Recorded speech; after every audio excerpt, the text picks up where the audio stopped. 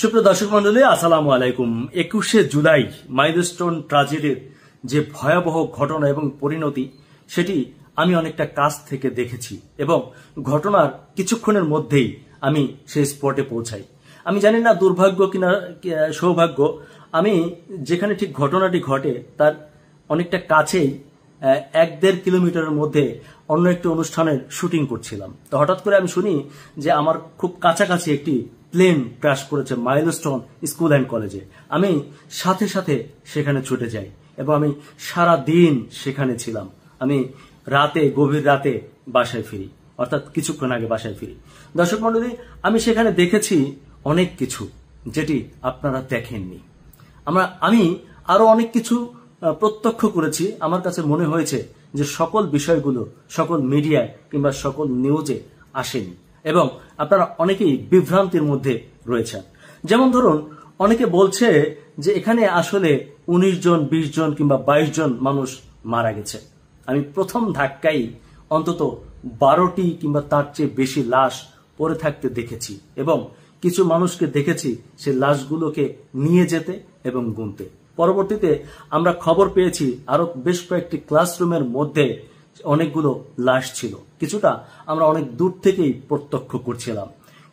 কোন স্টুডেন্টরা আমাদেরকে জানিয়েছে যে আমি এমন ক্লাস দেখেছি 2-3টি ক্লাসরুম, যে ক্লাসরুমের মধ্যে একজনও বেঁচে নেই, তারা সবাই নিহত হয়েছেন।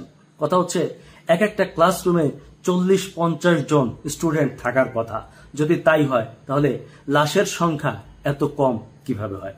এটি নিয়ে একটি কনফিউশন দেখা দিয়েছে। তবে আমরা আশাবাদী, আমরা এখনো আশা রাখছি যে যেহেতু এখানে বাংলাদেশ সেনাবাহিনী আছে, বিমান বাহিনী আছে এবং ওনাদেরও ব্যাপক ক্ষয়ক্ষতি হয়েছে, এখানে লাশের সংখ্যা কমিয়ে দেখে হয়তো কারোরই স্বার্থ নেই।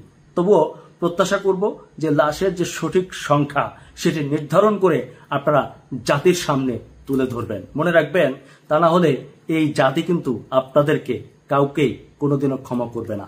আমরা মাইলস্টোন কলেজে যতগুলো শিক্ষার্থী নিহত হয়েছে, দগ্ধ হয়েছে, স্পটে মারা গিয়েছে, হাসপাতালে মারা গিয়েছে, আমরা প্রত্যেকের পুঙ্খানুপুঙ্খভাবে রেকর্ড চাই। সে কোন ক্লাসে পড়েছিল, তার বাবা মাকে, সে কিভাবে নিহত হলো। এবং আরেকটা জিনিস আমি চাই, আমি জানি যে মাইলস্টোন স্কুল অ্যান্ড কলেজে ডিজিটাল উপস্থিতি কাউন্টিং মেশিন আছে। আমরা জানতে চাই যে ওই দিন স্কুলে কতজন শিক্ষার্থী কে কোন কোন ক্লাসে উপস্থিত ছিল এবং তাদের কতজনের মৃতদেহ পাওয়া গেল। এই কথাটি আমি কাউকে টার্গেট করে বলছি না, তবে অনেকে সন্দেহ করছেন যে এই বিষয়টি নিয়ে একটি রাজনীতি হতে পারে। দর্শক মন্ডলী, আপনাদেরকে জানাতে চাই, বাহিনীতে যারা আছেন সবাইকে বলতে চাই, এই দেশে লাশ নিয়ে বহু রাজনীতি হয়েছে।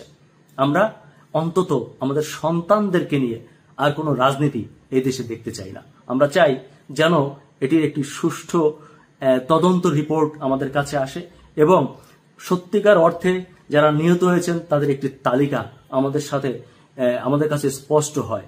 আমরা যেন কোথাও থেকে অভিযোগ শুনি না যে এমনটি হয়নি, এমনটি হয়েছে কিংবা কম বেশি করা হয়েছে।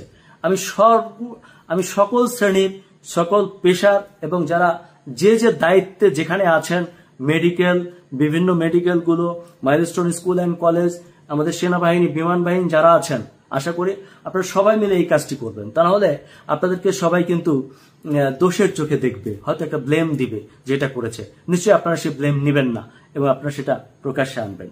আরেকটি ভুল ধারণা আছে, আমাদের অনেক ভাই দেখলাম প্রশংসা করে আমাদের যিনি পাইলট ছিলেন তার সম্পর্কে বলেছেন যে উনি চাইলে একটি ইজেক্ট বাটনে চেপে নিজেকে রক্ষা করতে পারতেন, কিন্তু তিনি বাচ্চাদের কথা চিন্তা করে সেটি করেননি, বরং বাচ্চাদের সাথে নিজেও প্রাণ দিয়েছেন। হ্যাঁ, ঘটনাটা ঠিক, কিন্তু আপনাদেরকে জানিয়ে রাখি আমিও স্পটে ছিলাম। আপনাদেরকে জানিয়ে রাখি সঠিক তথ্য হচ্ছে যে পাইলট প্লেন ক্র্যাশের আগেই ইজেক্ট বাটনে চাপ দিয়েছিলেন এবং তিনি প্যারাসুট নিয়ে উপরে উঠে গিয়েছিলেন।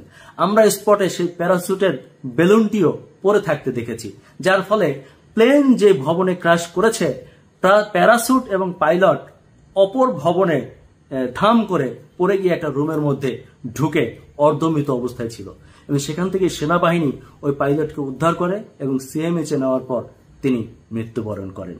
সঠিক তথ্য দিন, সঠিক তথ্যের সাথে থাকুন। ধন্যবাদ।